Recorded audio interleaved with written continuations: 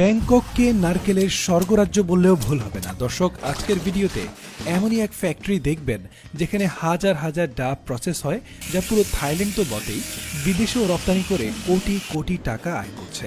এই ডাব দিয়ে যে কি কি বানায় তা না দেখলে বিশ্বাস করতে পারবেন না।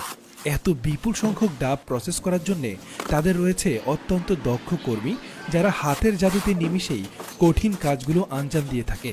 প্রথমে বাগান থেকে ডাবগুলো সংগ্রহ করা হয়।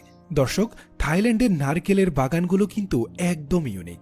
নারকেল গাছের পাশ দিয়ে তারা এভাবে পানি ড্রেন করে দেয় যেন গাছগুলো পর্যাপ্ত পরিমাণে পানি পায়, সাথে পাড়ার সময় ডাবগুলো পানিতে ফেলে খুব সহজেই সংগ্রহ করা যায়। ডাবগুলো সংগ্রহ করে ফ্যাক্টরিতে আনা হয়। ফ্যাক্টরির কর্মীরা পিকআপ থেকে ডাবগুলো খুব দ্রুততার সাথে নামাচ্ছে। সবার সাথে এই ফ্যাটম্যান ভাইও অনেক পরিশ্রম করছে, যদিও তার পেট কমার কোনো লক্ষণ দেখছি না। যাই হোক,